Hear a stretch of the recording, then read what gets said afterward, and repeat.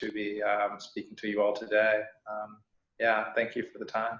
Yeah, of course. Awesome. Maggie, why don't you go? And everyone, you'll hear more about what Eli's building and more about JP Morgan in a minute. So perfect introduction. Maggie, why don't you go? Awesome. It's so great to meet all of you guys. I did SageCore 5 years ago, which is pretty nuts, in the summer of 2015. And I was in Buenos Aires, Argentina, working for a tech accelerator, basically doing consulting for the companies that they were launching. And so that set me up really well to recruit for consulting when I graduated from Rice University, which is a small school in Houston, in 2016. So I moved to Chicago, and for 3 years was working for PwC Strategy and in their retail and consumer practice, which sounds like very buzzwordy, but we were doing a lot of work across like retail and consumer packaged goods clients that you guys have probably heard of or seen walking down the aisle of the grocery store. And then last August left PwC to go to business school. So I just finished my first year at the University of Virginia Darden School of Business. So I'm in Charlottesville right now. Kind of my goal long-term is to do work in sustainability and corporate responsibility for a large retail company, weirdly specific, but Nike kind of perfectly fits that with its dedication to like making the world a better place, frankly. So I am interning this summer on the corporate strategy team at Nike, and fingers crossed that everything goes well and I get an offer at the end of the summer to go back full-time when I graduate from my MBA next spring. But it's so great to see you guys. SageCore, frankly, I think is how I got to the place I've been and has helped me get a lot of my different experiences. So excited to talk to you guys more about what you're interested in doing and share my experience with you. Awesome. Thanks, Maggie. And so Maggie obviously dealt with what a lot of you dealt with a semester ending early and dealing with remote schooling. So she has been in your shoes, but for those of you considering grad school, you'll have a resource there to ask questions. All right. Dalvin, why don't you tell everyone a little bit about yourself? Hey, what's going on, everybody? My name is Dalvin Sejour. Currently a software engineer at Stitch Fix. We do subscription box clothing, and we help you find what you love through our clothing. Basically, you use the platform and you figure out what your needs and fit are, and with data science, we're able to provide you with better fit and clothing. I started my Stitch Fix experience while I was interning at Facebook. Funny enough, I met an intern who did SageCorp the semester before, and I was like, hey, can you give me some information about this program? Can I do it? How does that sound? And he got me in contact with a recruiter. I was able to, I had a very unique SageCorp experience because I was not only an intern, but also going to school part-time as well. So had to balance going to school, working, and trying to have fun in another country. I was in Australia, spring of 2017. I just graduated last year from Montclair State University in New Jersey. Have a wealth of experience. After graduating from school, I did like a contracting gig at CNBC for about a year and then transitioned into my current role. I learned a lot from SageCorp, being able to survive in another country without calling mommy and daddy for any help. And just being able to stay in contact with Matt and Elizabeth and the team and just helping me grow my brand and do good things outside of like my immediate job has been awesome. I also run like a digital design agency on the side, which I build like custom websites and stuff for clients. And Matt even graced his words on my book that I wrote about my experience abroad and things like that. So I really appreciated him for supporting me with that. So ask away any questions you got for me. I know I took a long time to introduce myself, but appreciate you. Appreciate it, Alvin. So just so everyone knows, later in the session, you all fill out your week 4 feedbacks. So you all go to respective breakout rooms. Alums, you'll have students that are specifically interested in some aspect of your career, whether it was time at Facebook as an engineer, designer, or entrepreneurship and banking, and then obviously consulting and MBA Nike route. So 3 distinct paths. So they'll have time to ask you questions specifically. So when we go into breakout rooms, prepare to potentially be peppered with questions or just share more details about that. Your request at the beginning to give back, Dalvin, will be met probably during those 15 minutes. So transitioning in, I think it's really unique. You know, you all are working remotely with companies in different parts of the world, but you see that these three alums each went to a distinct part of the world as well. You had Eli in Dublin, Maggie in Buenos Aires, and Dalvin in Australia. And so, you know, there's unique working habits and things you develop through those experiences, but the underlying experience for all of them was working at an early stage startup. So, and that's what all of our students, alums, are doing this summer remotely, are working for early stage companies around the world, obviously from home. So while their experience differs, they're still doing what you did. So something I'd love for you to address for them is how did you identify what it would take to be successful at the company you worked at while you were part of SageCore? And then, you know, one or two things that you did that helped you have that success. So let's just start with the first part of how do you identify ways you could be useful to your company. Maggie, why don't you go first? Yeah, so this actually started really early on when I got an email from Matt that said, "Do you speak Spanish?" And I was like, "Yeah, I like study it in school. I've like studied Spanish for a while." And he's like, "Okay, great. Like we've set you up with this interview." And I joined and like it was in Spanish. Like I was fully working in Spanish that summer. And I think Matt like I wasn't totally prepped for that, but I think like one thing I did was practice Spanish. Like I had a couple months before I went and that was important to me. But I also was really upfront when I started of saying, "Hey, I'm working not in my language, like my native language, but I want to do this.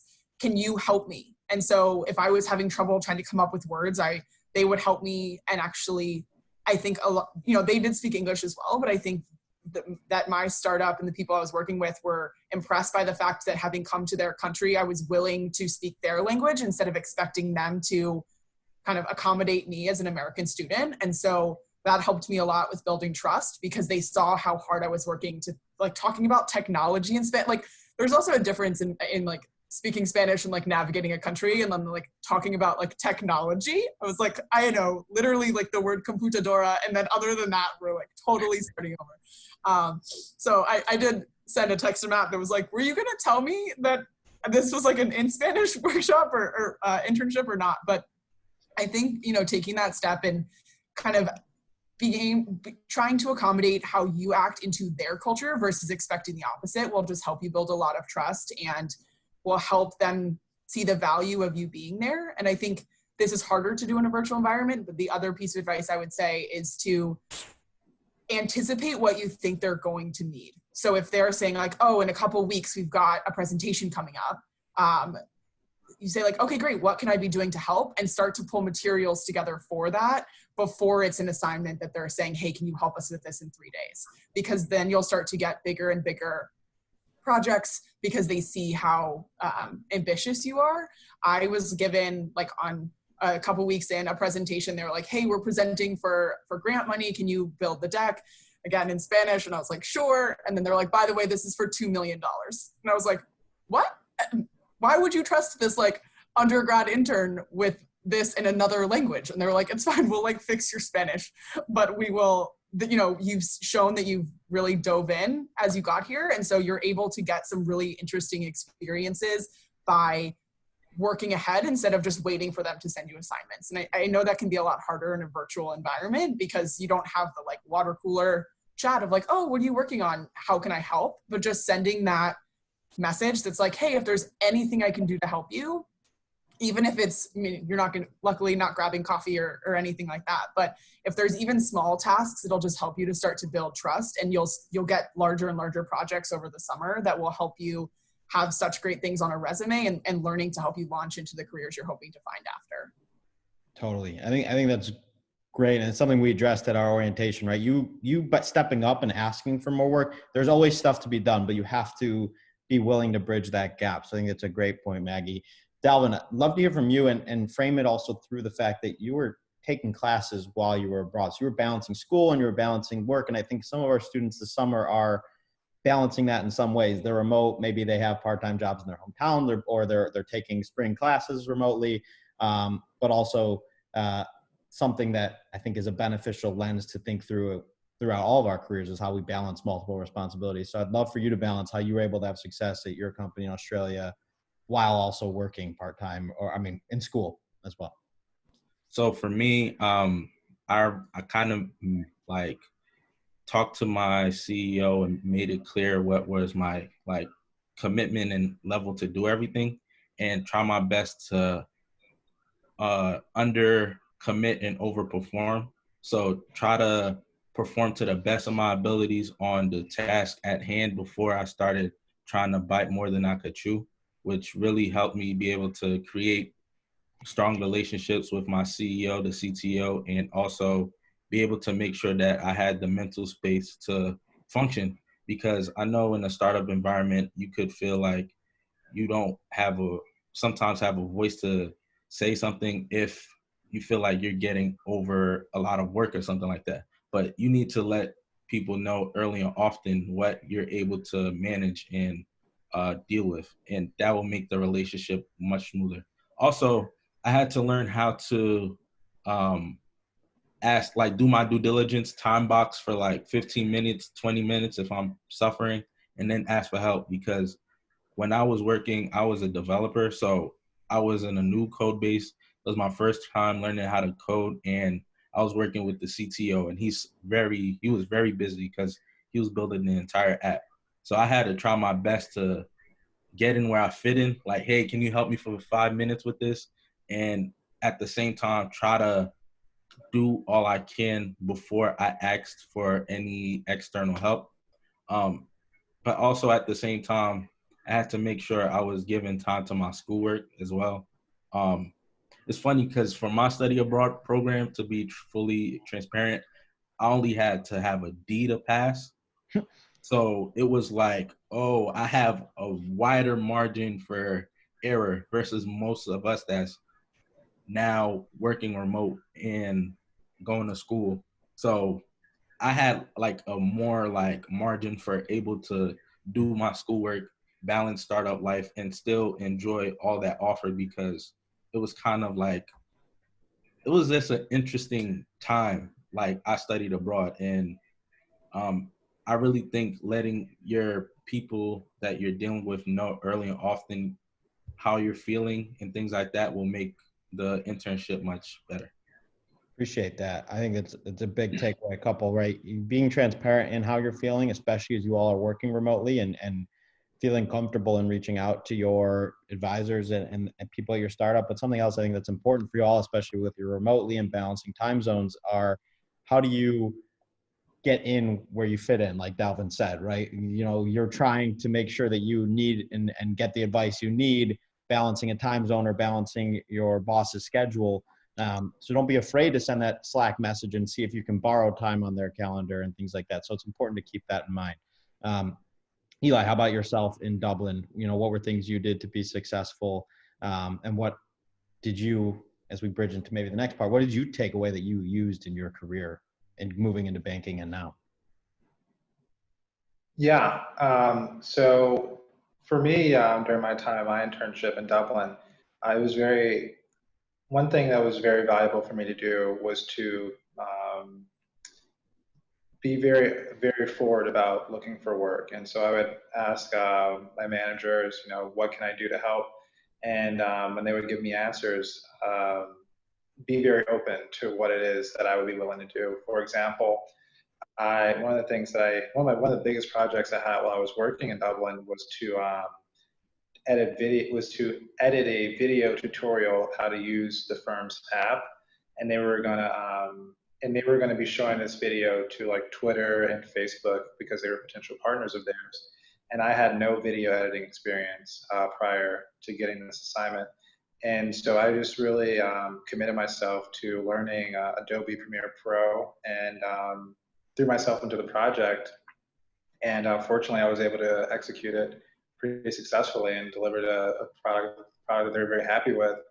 And how I took that with me is that, I mean, I actually still do some video editing even today. I've done it for kind of recreational purposes in the past, and I've also actually used it a couple times for my company as well. So yeah, I guess I would just say to don't be shy and looking for ways to help. And then don't limit yourself and what you think you might be able to do. If someone offers you a project, and maybe you're unsure about it, I would give yourself the benefit of the doubt and that you can figure it out and throw yourself into it. Awesome. I think that's great. And I think it touches on an adage, right? I think it's Steve Jobs who said you can't connect the dots looking forward, but only looking back, right? You learning Adobe Premiere in Dublin, you're probably at the time thinking, this isn't what I'm studying. This isn't what I necessarily expected to do, but okay, I'll figure it out and do it. And it's actually been a skill that, you've taken with you and you had that growth mindset to learn it while you were there. And it's come up in multiple ways. So you never know how what you're doing now, even if it might feel distant, can actually come back and be something that you leverage and one day think, oh, I was doing that in my remote internship. I thought that was just a silly task I did one week, but I learned how to do it and do it well.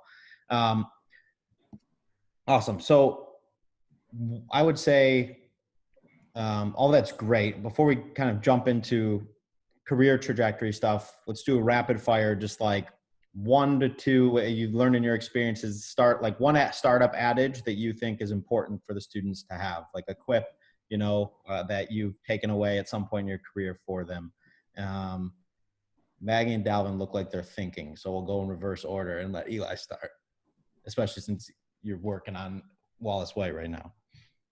So I'm sorry, Jacob. So like one takeaway from like one takeaway or one like startup cliche that you found actually valuable, something like that, if that makes sense. Okay. From my experience, I would say is to be very open to what it is that you're willing to do or what it is that you think that you're capable of doing. For example, like with my company, and also as I just mentioned during my time working at the startup in Dublin, like today I don't really have like a particular job that I do. I do a number of things. And so I would say just be very flexible to what it is that you're willing to do and whatever like label that you give or title that you give yourself, because in a small company, you'll likely have to play a lot of different roles.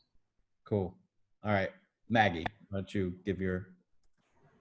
Yeah, mine is similar. I think, a stereotype of startups is that you're going to wear many hats, but I think you should absolutely let yourself do that. So even if I went in as like a business consultant, but I did a lot of work on marketing, which was not something that I'd seen, but was really helpful throughout my career, did stuff on investor presentations, like be very willing to do the thing and wear many hats, because you'll discover a lot of areas of interest that you may not have realized that you had, or just develop skills like Eli talked about, developing videos, that skills that will come up later and will help you in future roles in ways that you may not have expected. So don't kind of stick to what exactly your title is, but look for opportunities to wear many hats.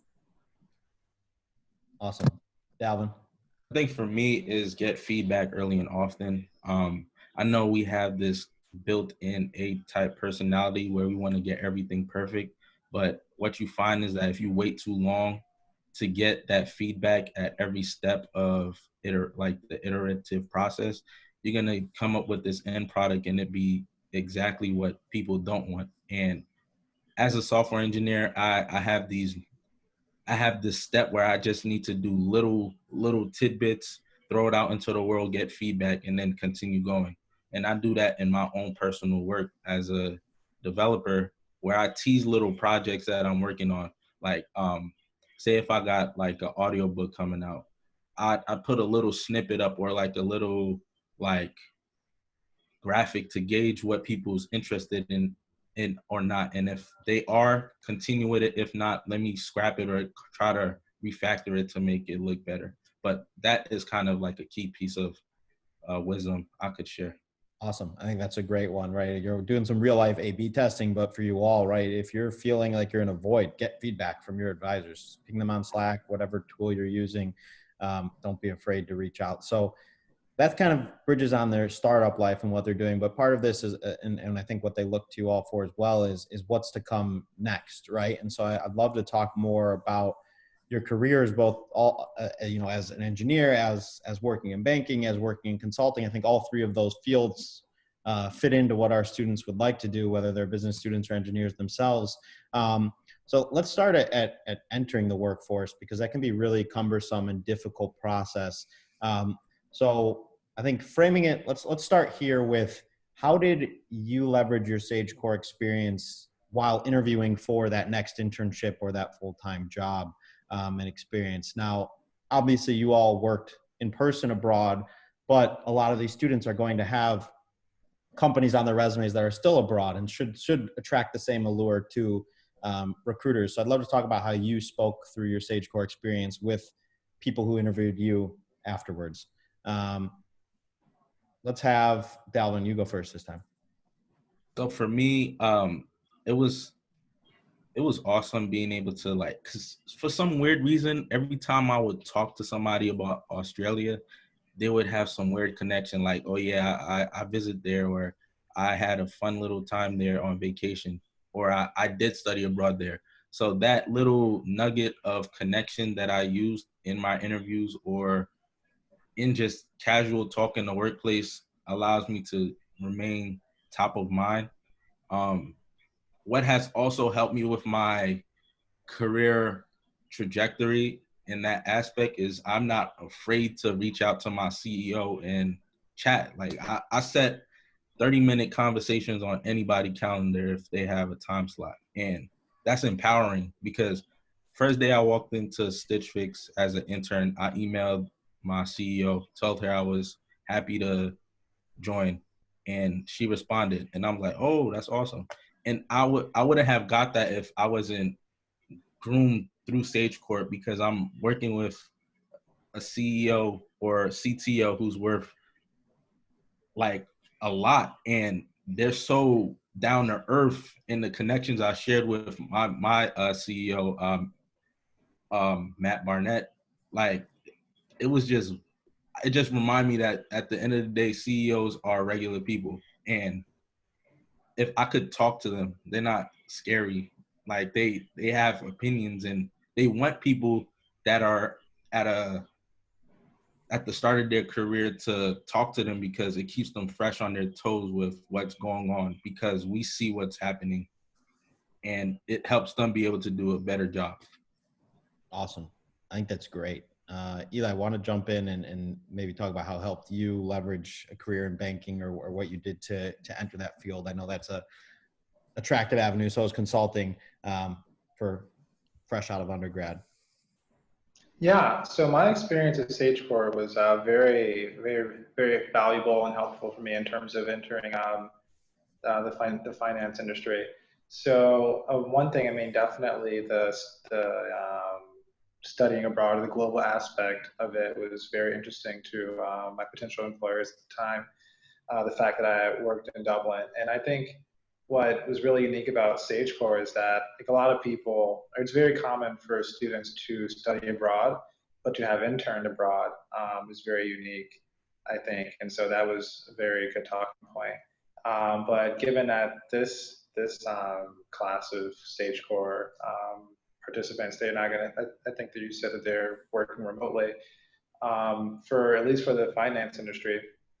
The fact that I had experience working at a startup, all of my people, whenever I would do interviews, the people at those finance firms, they thought it was interesting that I worked at a startup as opposed to working at a finance firm. And so I think small things like that can be helpful in terms of like differentiating yourself, especially if you're able to communicate effectively, like why this is valuable in the new experience that you're going into. So in this case, a job as a banker.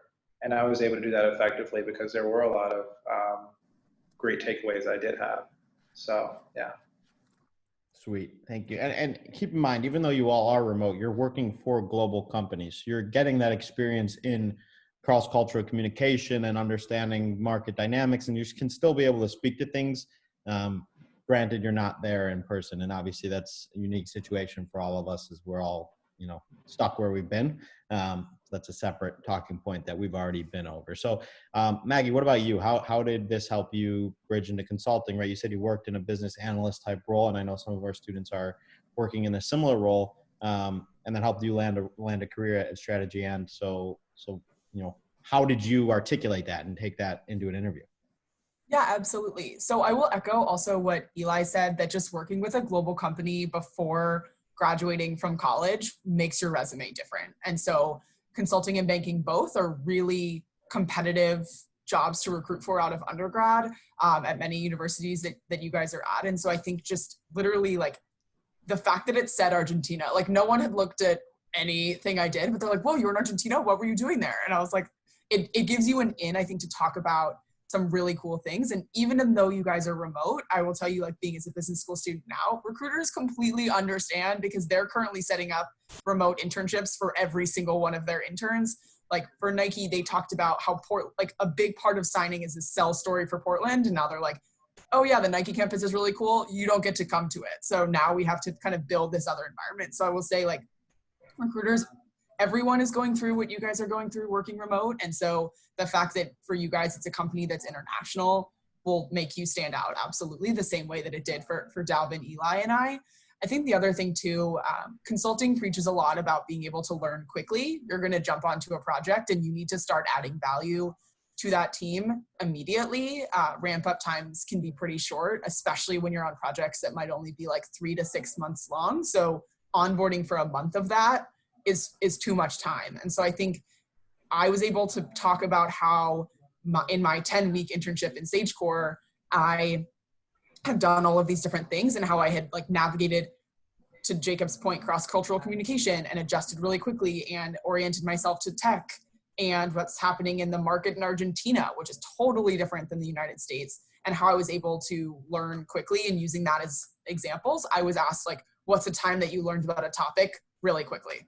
That was like an interview question for me. And so your SageCore experience and how quickly you are each learning about a new, a startup in a new country that's entering a new space, and what you're learning about that will help you in terms of not just the actual information, but the process you go through to learn will help you as you go into consulting, because that's what they're looking for, is people that can kind of do their own research and learn quickly. Especially through that added layer of you all don't have the benefit of being with the company. You're doing this on your own remotely. So I think taking Maggie's advice and shaping it through the lens of how flexible you have to be to do that while you're remote is something that you all should consider, like kind of crafting how you want to talk about that afterwards, right? Because some of you are going to take this experience and speak about all three things that our alums just said in an interview, in the next potentially 6 to 12 months as you hopefully go back to campus and recruit at the end of this summer. Sorry, Jacob, really quickly. I think one thing I will also add, if you're thinking about consulting, most consulting firms are global. So I worked on a project in China and went to Shanghai by myself for 2 weeks, which again, language, don't speak Chinese.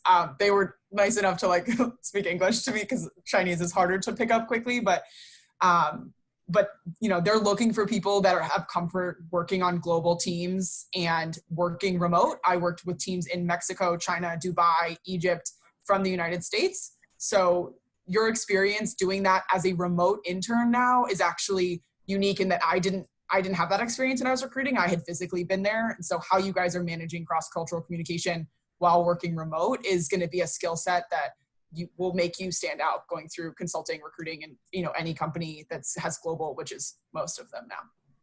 Awesome. Thank you. Let's do another rapid fire. I asked you guys for tips as it went to your startup experience and kind of your cliches there, but and those tips also apply to your any career and a growth mindset. But what is something that the student should expect when entering a more structured environment, a more corporate work environment? So like a piece of advice for navigating that structure, having success within banking, engineering, Facebook or even consulting. I know it may overlap, but hopefully it touches on a little bit different. Even my experience as a startup versus corporate is a different experience. So the advice would be different for me as well. Maggie, you want to go first? Sure. I think the biggest thing is don't underestimate the power of asking a good question. A lot of times, especially when you're starting out, you are not expected to have the answer. But if you're asking good, informed questions, that will help move your team forward. And I think that will also help you in the recruiting process to stand out as you're researching companies that you're excited about. If you're asking, what's the difference for Facebook? What's the difference between the culture in your New York office and your San Francisco office? That's already showing a level of research and understanding about the company and where teams might be based.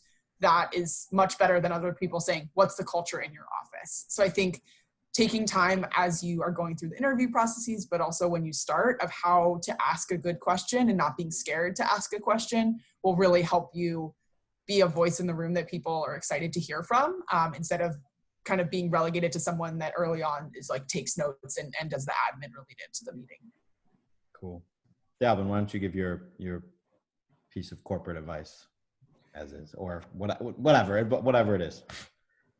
Okay, so for me, it was dealing with the time that innovation takes in corporate environment versus a startup environment. I had to come to that realization because I had like ideas jumping out the gate when I started, and I realized there's a way to get people's buy-in on those ideas in a startup environment versus corporate environment, and that you need the support of like your teammates, your manager, and then you build like a community and a case around the change you want, versus how in a startup you just say one good idea to your CEO or CTO and they're like, yes, let's go with that, let's run with that. There's like so many systems in place that they call it like responsible innovation, that there's like steps to innovation that requires a lot of like checks and balances in place, and having to come deal with that and understand what my circle of influence is as a person in corporate America was tough to bear with that first. But then I realized if I'm able to do good at my job, then my circle of influence can become greater because I'll be more reliable. And then if I give an idea to somebody like the VP of engineering, they'll be more willing to buy that in because I have a track record to support that. Awesome. I think that's a great one there, because that's a key difference between working at a corporation and working at a startup. Startup, done is better than perfect. Go test it, go do it. We'll see how it works. Corporation, if you go build something without the proper approval, typically not rewarded for that. I mean, but if you go through the proper checks and balances, like Dalvin's saying, you build trust and build that circle of influence. Eli, let's have you give yours quickly, and then we're going to have the students jump into breakout rooms, and I'll give an instruction before we do that. So finish up with Eli's corporate banking advice, and then we'll go from there. Yeah, this is similar to something that Dalvin said earlier, which is just don't be afraid to reach out to other people in your office, even if they're more senior than you are. Like I remember when I first got to JP Morgan, I made it a point to put like a half-an-hour coffee meeting on basically all of my managers' calendars within the first couple of weeks or so, just to get to know them, just so they knew who I was and that sort of thing. So yeah, that would be a piece of advice. Awesome. And to echo that, people in positions of power want to give back, whether it's alums in SageCore being willing to do this panel. Maggie's puppy has made an appearance, or your managers or whatever it is. They want to be able to support you in your career. That's why they're in that position. They have lived in your shoes, and so not being afraid to put time on their calendar allows you to get that experience. So we're going to jump into breakout rooms. Before the panel, students indicated based on your guys' career who they may want to chat with. So I'm going to send you all there. I do have an ask for the students as we go into breakout panels. If your camera's not on currently and you have the ability to turn it on, please turn it on so that the alums in the panel can get to see your face. And then feel free to ask questions to each other and engage in conversations. And if it's useful, and I think it may be, spend the first few minutes introducing yourselves, or alums, if you want to kind of host that portion, have the students introduce themselves to you so you can understand what they're doing and what they're working on, and then just open it up to Q&A, and we'll come back here to wrap things up in around 10 to 15 minutes. So I'm going to send you all into breakout rooms, hoping this works and I did it right. And if any of you are in the wrong room, you can just come back and I'll put you into the right one. So here we go.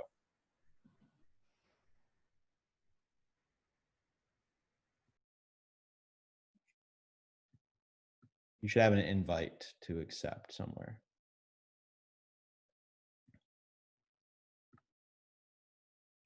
Mai and Brahim and Shungo, you all should. I don't know where it is. And then us, do you guys want to go to a specific room? Any of you? Yeah, I think we should split up and help. Yeah. If I think all of the rooms will be great, but just in case we can jump All right. in and. Matt, I'm going to send you to Eli. If y'all can screenshot maybe once or twice in there, that'd be great too. Liz, I'll send you both to Eli's first, and then Liz, you can pop in here, and I'll send you to another one. And then Megan and Sam, do you guys have a preference? Sarah, you as well? Okay, I'll just send you Megan and Sam to Maggie, and Sarah, you're going to Dalvin. And I'll join Dalvin's first as well. Hey, Mai, do you need me to reassign you to a room?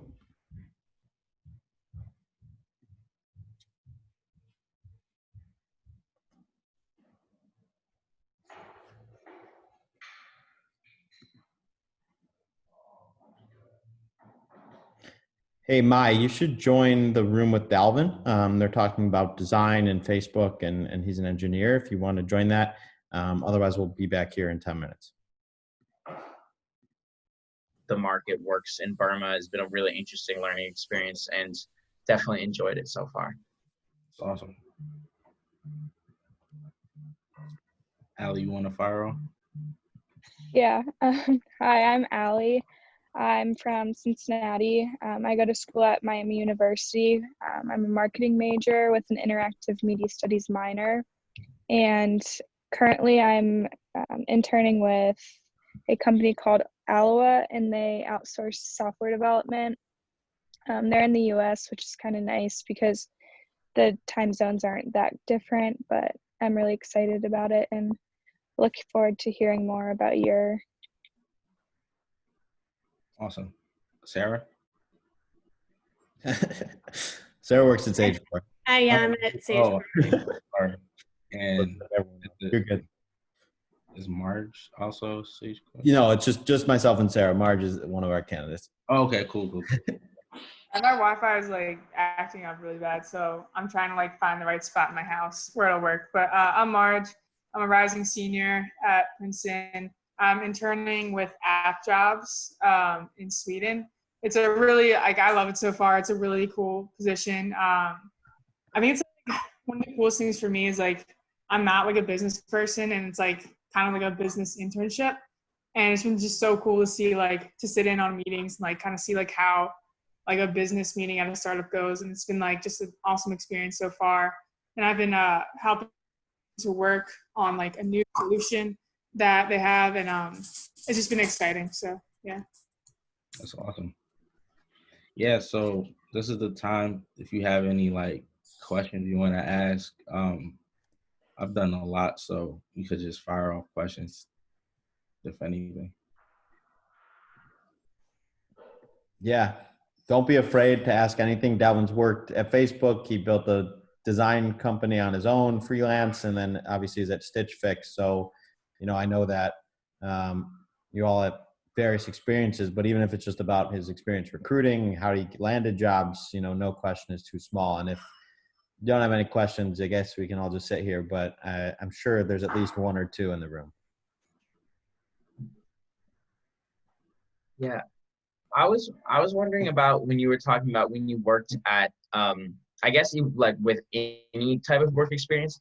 Like, I feel like we've talked a lot about, for all of us in the small companies, like I think we're lucky to have a lot of kind of personal relationships with sometimes the CEO or just people who are pretty high level at these companies.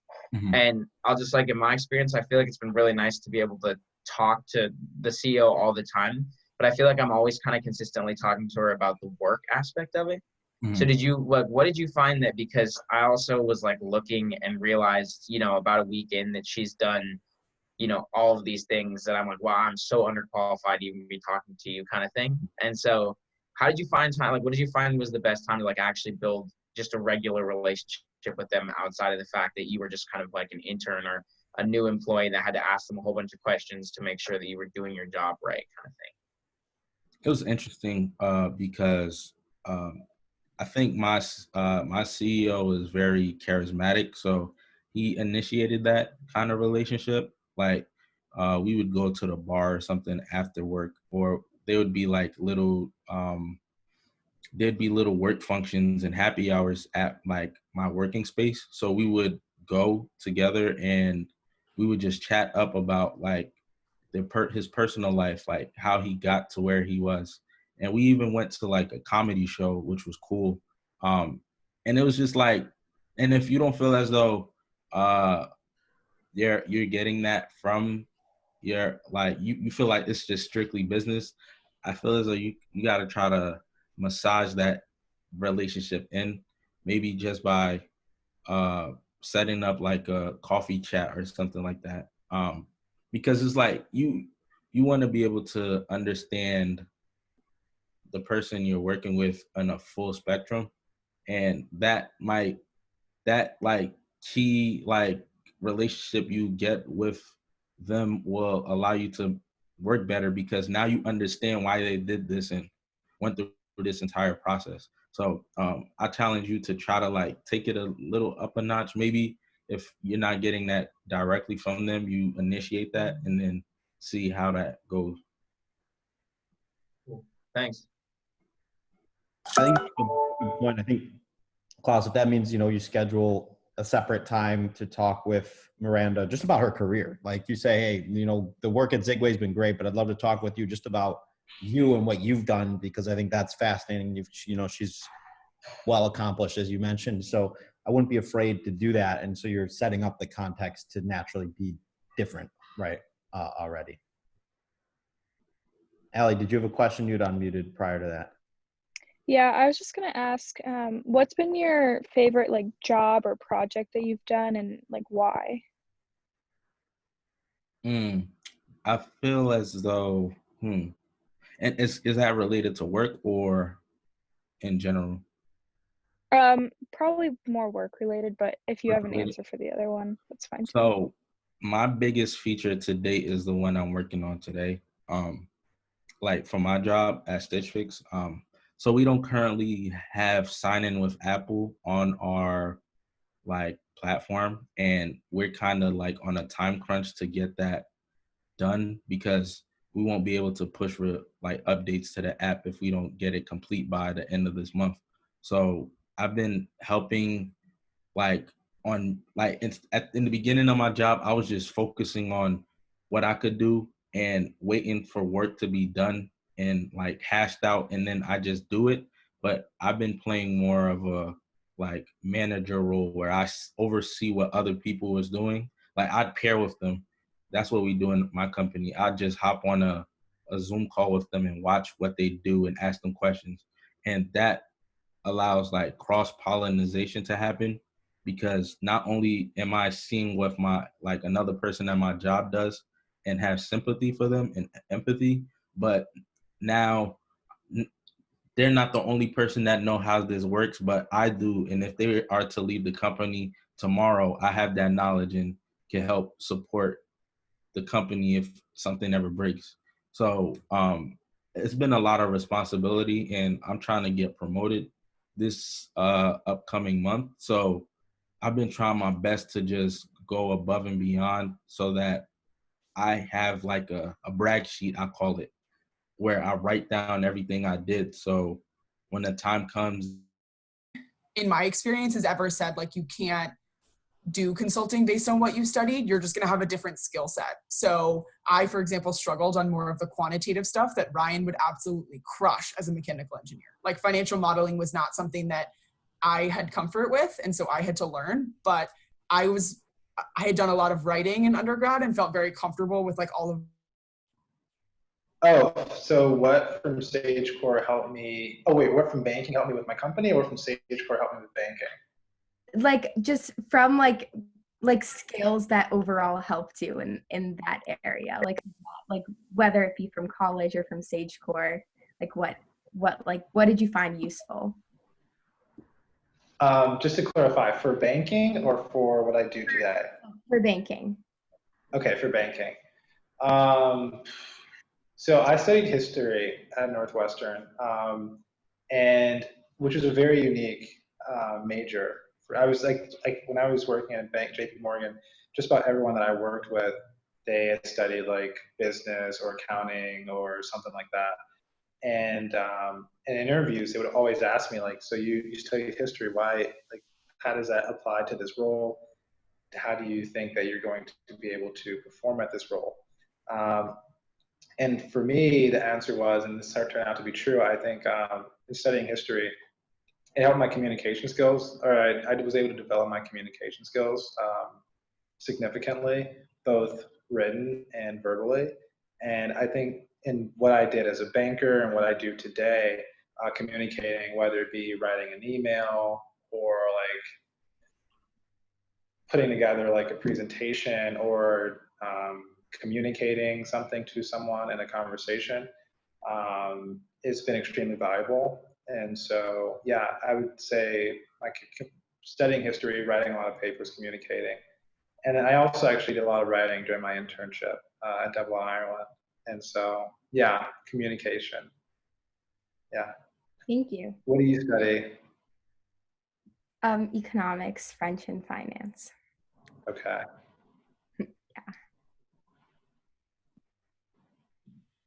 Actually, I'm also a history major in my university. Oh, nice. Nice. Yeah. So, what kind of classes did you take, so I can have an idea of maybe what I should try to look into for my last year? Yeah, I did a global concentration, and how that works at Northwestern was you picked 3 continents to focus on, and so those 3 continents for me were Europe, Africa, and I'm forgetting. I think it was Asia was the 3rd. Yeah, and Like a lot of, there's, you know, I got all the points. Like I traveled to Europe last summer using my hotel and airline points. So like there's a lot of perks of it, but you're also kind of giving up that you aren't going to know the city that you live in that well. Like I didn't know Chicago for 2 years because I was gone all the time. And so I think that, you know, there are benefits to it, but it's definitely, it's an accustomed lifestyle. And also like one of the main reasons I don't want to go back. I would say, I think what I liked so much about it is that you get to jump around and do a lot of different things. My worry going from somewhere like SageCore, where every day I was doing something different, I was like, I don't want to go into a job where it's like a 9 to 5. I kind of clock in, get my work done. It's not that interesting and I'm not challenged. And so like the longest I worked on anything, I worked with one client for 1.5 years, but I did 4 projects in that 1.5 years. So like I was getting to do, like I designed mobile apps and websites. We designed, like one project is like the super stereotypical consulting project, but it's like, what should this company look like in 2025? And it's like, okay, we're doing everything from like, what does supply chain look like? How do they source raw materials? All the way to like, how do you sell to the consumer in the store? And getting to work on problems like that is really interesting. And you kind of change around who you're working with, who your clients are, and who you're working with at your consulting firm. So it keeps it exciting and challenging, I think, more than what you would think of as like a typical night.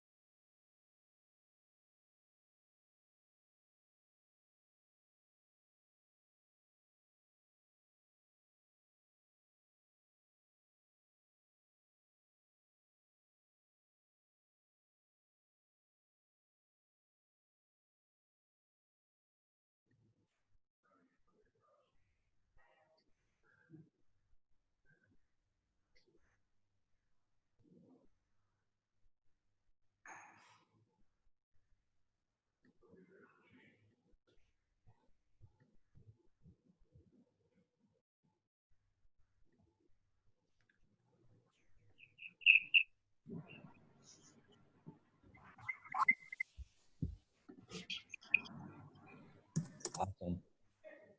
I jumped around a bit. Sounded like there was good conversations happening in every room. So appreciate the candidates, your questions that you had for the alums. Alums, thank you for your time.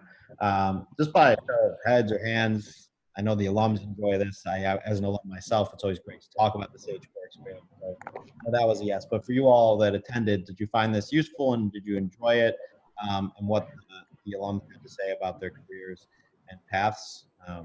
Give me some nods, or Ryan, appreciate the thumbs up. That's great. Black veterans out here. Awesome. Well, thank you guys for taking time. Really appreciate it. We're at the hour. We'll let everyone get back to their days. Yeah, Maggie, that's great. She put her email in chat, but if Alvin, you also are willing to talk to students, we can share. Yeah, boom. You put your email in there. So you all can grab those emails. We'll leave them open for a couple minutes. So you can write that down and send thank yous, whatever you want to do to our alums.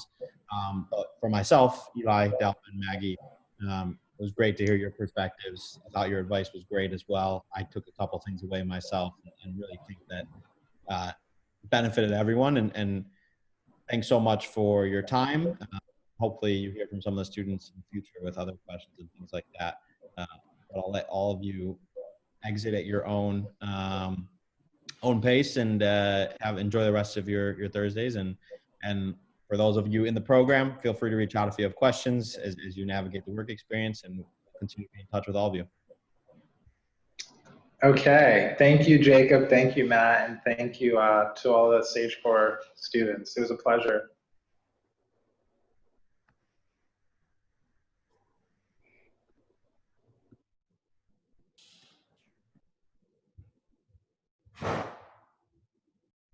Cool.